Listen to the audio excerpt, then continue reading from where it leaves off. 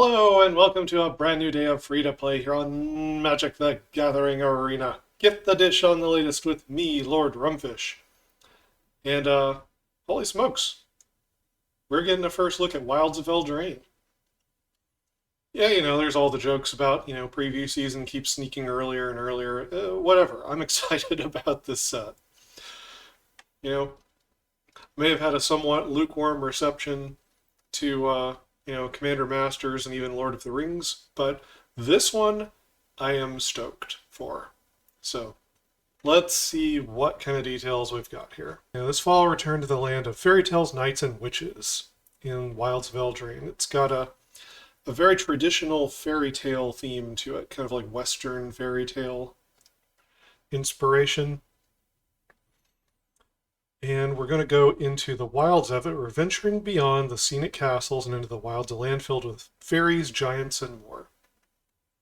So, if fairies and giants are tribes here, that sounds like some good fun. You look into the multiverse following the Phyrexian invasion. So, still going to be some after effects echoing around. Apparently there are some gates that connect planes now, so people who are not planeswalkers can travel between worlds.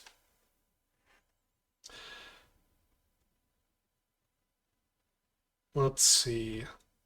So this piece of art, we're going to see another piece of this lady here. I think she's a villain, perhaps.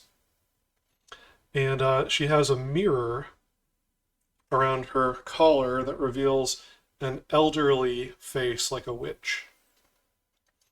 And that feels delightfully like the Fae stories to me. It's stories about,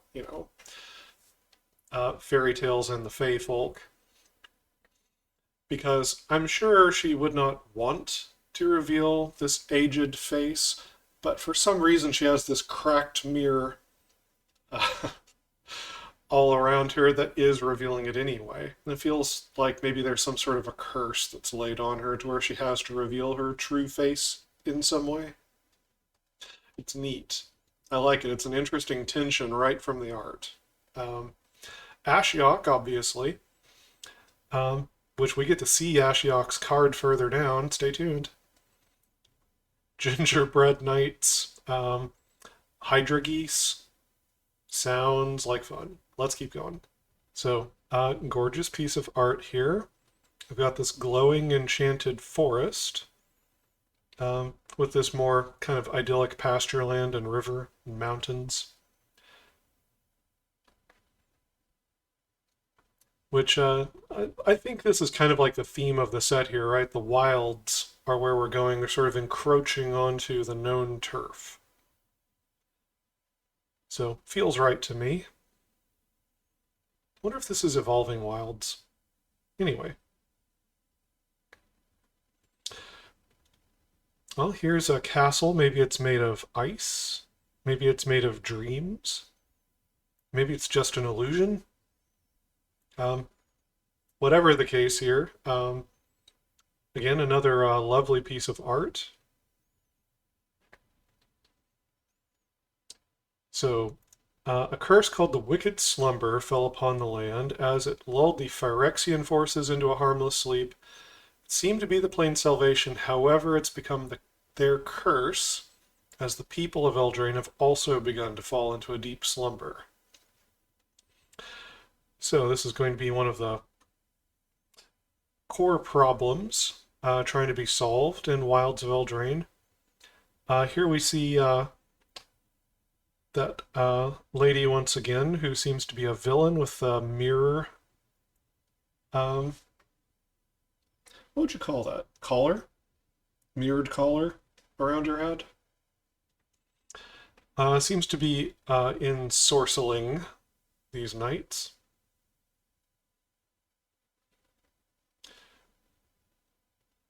And here's Sleight of Hand. This is a reprint. You can see a little fairy in the art.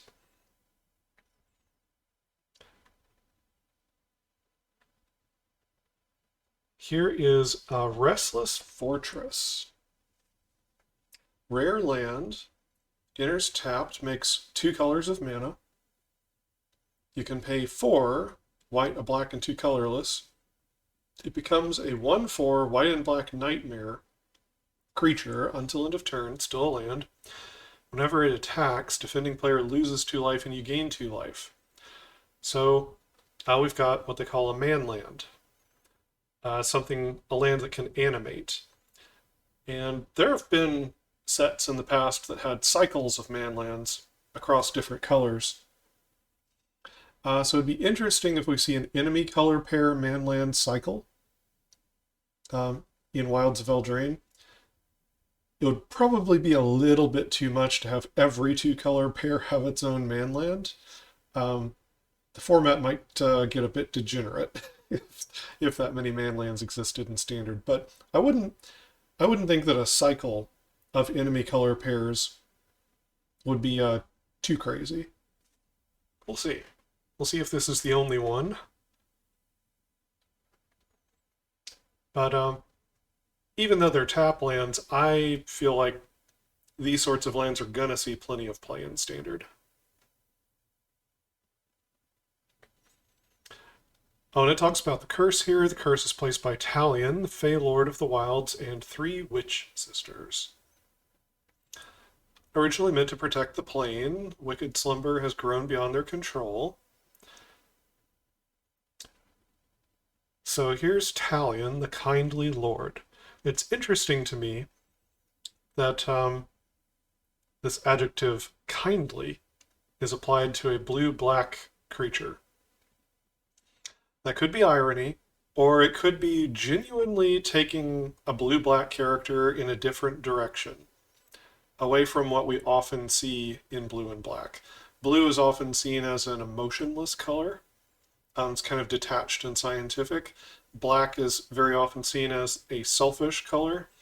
Does not care about other things, and therefore is not known for kindness. So it remains to be seen if kindly here is genuine or ironic. I'm curious.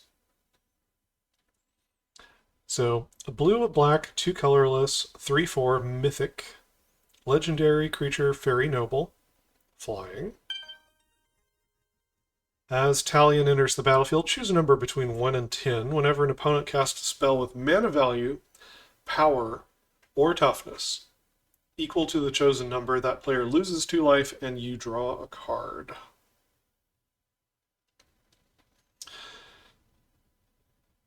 Seems like 2 would be a pretty safe choice, just because of the way mana curves exist in decks. You have to have some number of things to do for 2 mana, whether that's killing a creature, casting a ramp spell.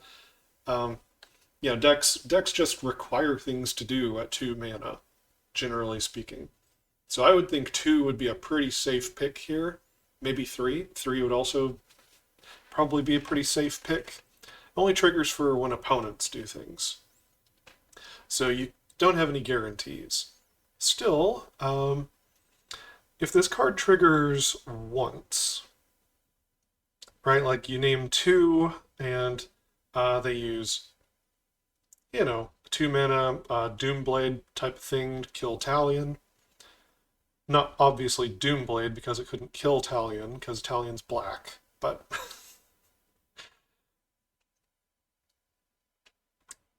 then that player loses 2 life and you draw a card, that would replace itself.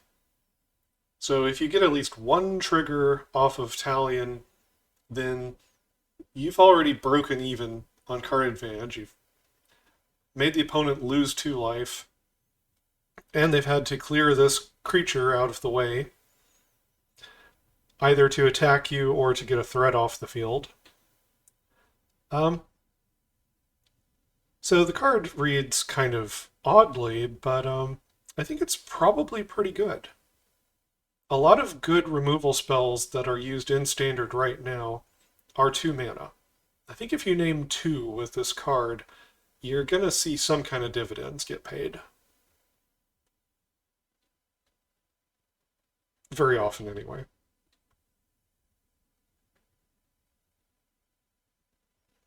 Oh, here's Ashiok. So, 2 black, 3 colorless, Ashiok, Wicked Manipulator, Mythic, Legendary Planeswalker, 5 loyalty. So supposedly Planeswalkers are going to be much more rare going forward from here. So it's interesting to see a Planeswalker card now. Static ability, if you would pay life while your library has at least that many cards in it, exile that many cards from the top of your library instead. That line of text seems wild to me.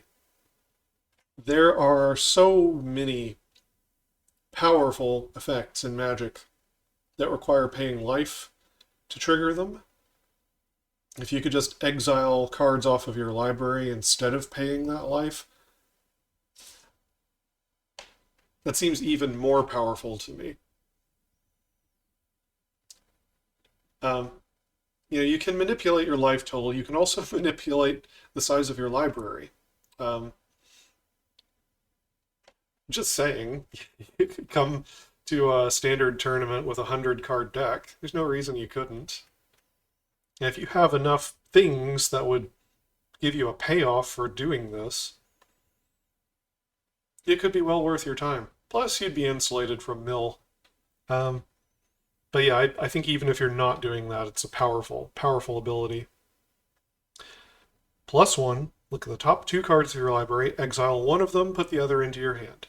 So, neat. You get a card draw, card selection, and it doesn't actually draw a card, which gets around the opponent's Sheoldred. -2, create 2 1/1 black nightmare creature tokens with, at the beginning of combat on your turn, if a card was put into exile this turn, put a +1/+1 counter on this creature. So if you want to get the trigger, you have to exile things before combat.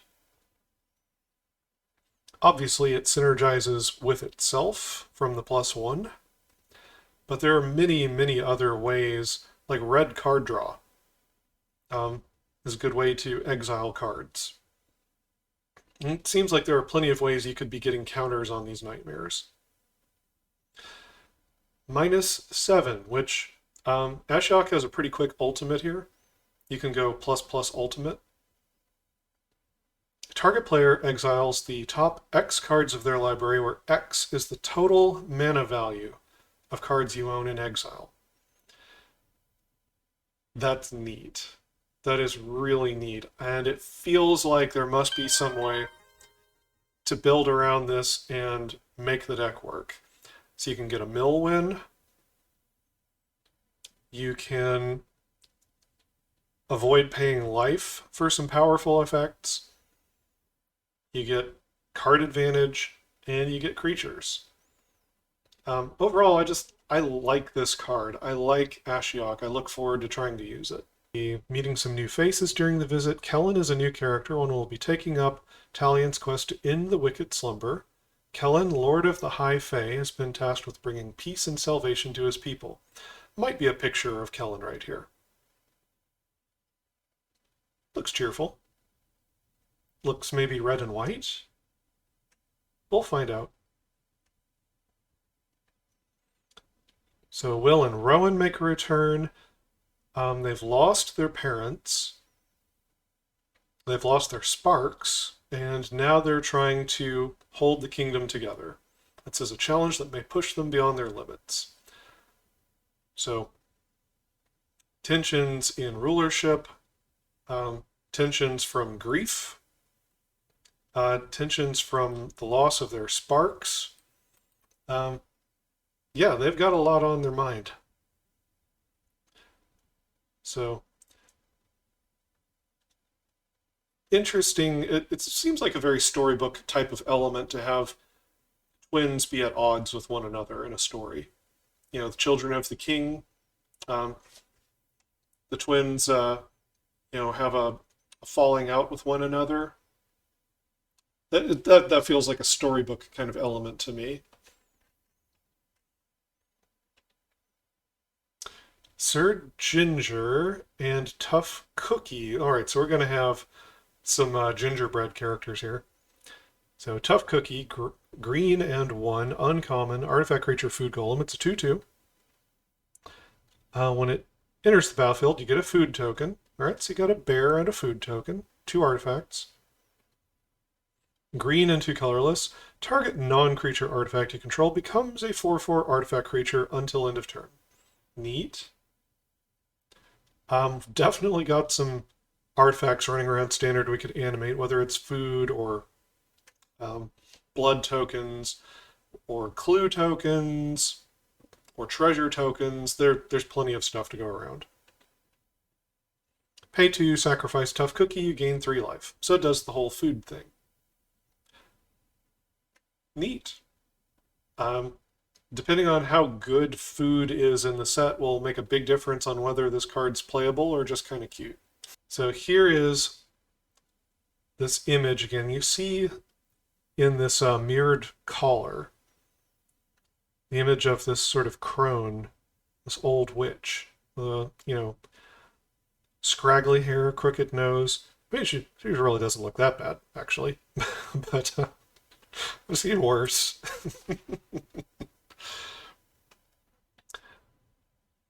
That's interesting that she carries around this broken mirror collar that reveals this image while having this beautiful countenance in the meantime. Striking juxtaposition, one might say. She's holding a crystalline apple. Also interesting. Obviously, smacks a bit of Snow White.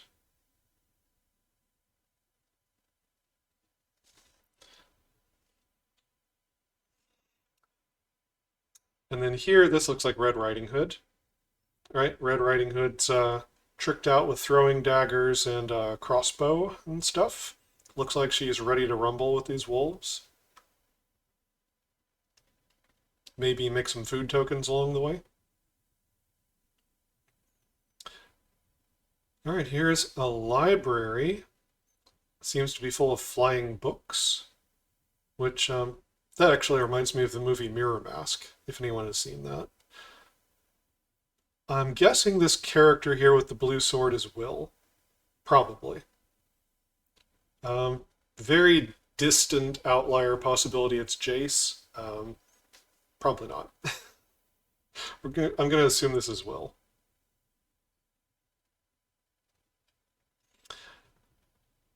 The time of man has ended. The time of the fruitcake is at hand.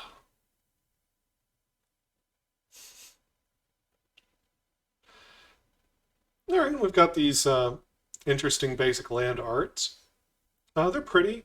What would you call this art style? Kind of like a cutout style? Anyway, it's neat. It's neat. I like it. I don't know if they're my favorite basic land arts I've ever seen, but I dig it. I'm into them.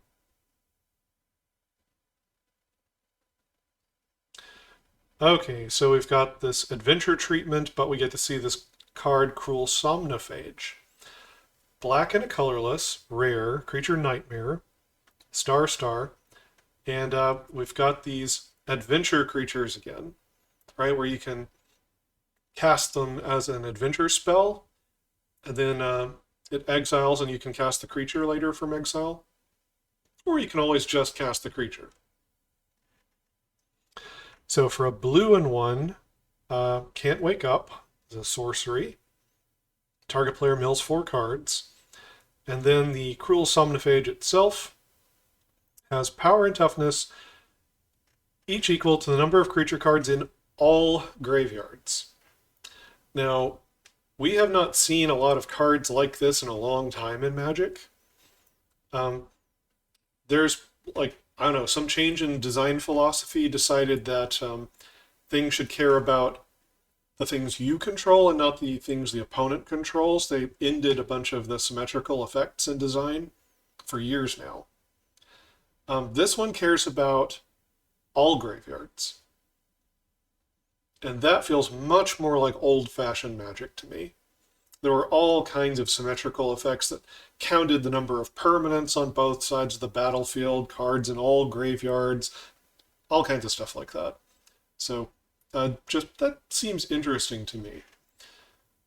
And you could just play it in black. You could also do blue-black. I wonder if there might be like a blue, black, green, like Sultai, graveyard deck we might be able to build here. There are a bunch of interesting support cards that were made back in Innistrad. Midnight Hunt and Crimson Vow.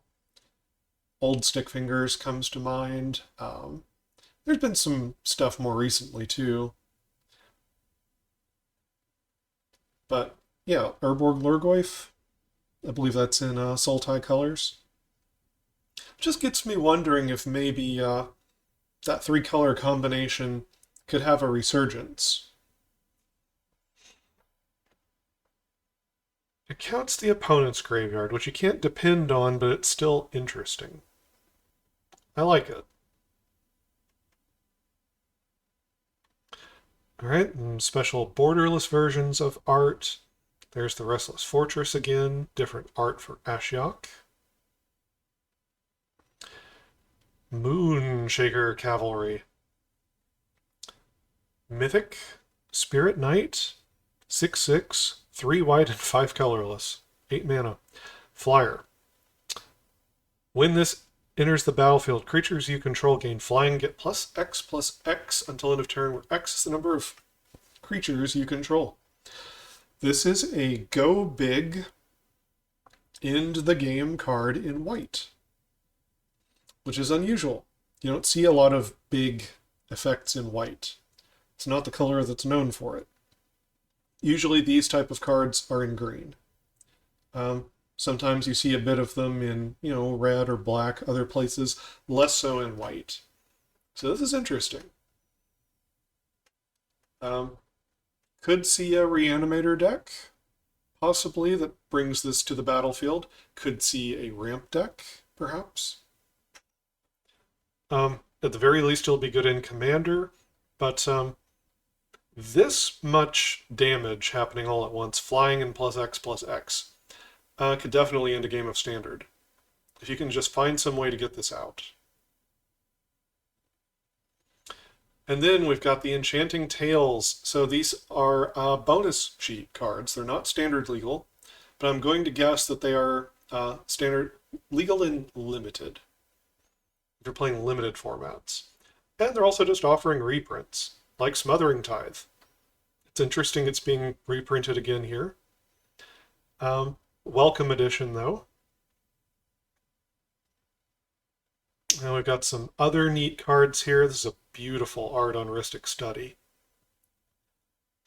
Necropotence, love it. Absolutely love it. It'll be ridiculous to do with Necropotence in limited. You have to be heavily committed into black, though. I guess that's kind of fair. Aggravated Assault. We've got Doubling Season down here. There's that Prismatic Omen's a good card. So yeah, look at this. Doubling Season, Smothering Tithe, Rhystic Study. Looks like it's going to be worth some money. Kind of like the art. It's, mixed feelings, but basically I like it. Like, maybe not this style quite as much. The Rhystic Study is gorgeous. Necropotence is gorgeous. I kind of like what's going on down here. Kind of into it. All right, so let's see. We got set boosters, the collector boosters with the silly art.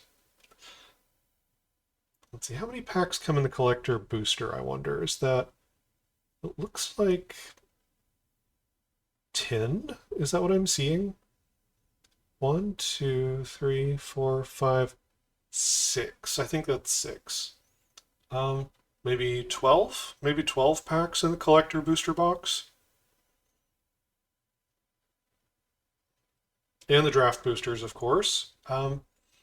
I'm pretty old school. I still love draft boosters. It's kind of just feels like the right way to open Magic cards. Hard to shake, I guess, what you're used to. And there's going to be 2 commander decks, Fey Dominion and Virtue and Valor. Remains to be seen. what's going on with these. Probably will have some new card designs that are commander only. Just guessing. Let's see. We won't be releasing Jumpstart boosters. You'll be able to find additional standard legal cards in set and collector boosters. Wait, what? As a side note, we won't be releasing Jumpstart boosters alongside Wilds of Eldraine. However, as with previous new to Magic standard legal cards in Jumpstart boosters, you'll be able to find additional standard legal cards in set and collector boosters. Oh, I'm not sure how I feel about that. So you're telling me there are cards that are being printed in set and collector that are standard legal that are not going to be in the draft boosters? And they're not part of the Jumpstart boosters? Oh, I'm not too sure how I feel about that one. Don't like it. Yeah, I don't like it. I feel like if it's going to be standard legal, it should be in the draft booster. Maybe, I wonder if they have a reason for this, though. Let me play devil's advocate here for a second for Wizards. What if they are cards that maybe they wanted to push even at the levels of common and uncommon, but they felt were wrong for the draft format? That they didn't like how they played in limited, but they wanted them to be accessible in the standard card pool. That would be interesting. The other possibility is that they discontinued the Jumpstart product line, but they still had the cards, and they still needed to use them. That's more of a wild theory there, but gosh, that's strange. Yeah, really not sure how I feel about that.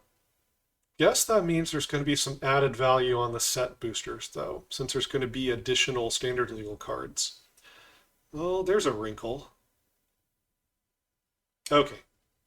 Wilds of Eldraine is this book with the diamond.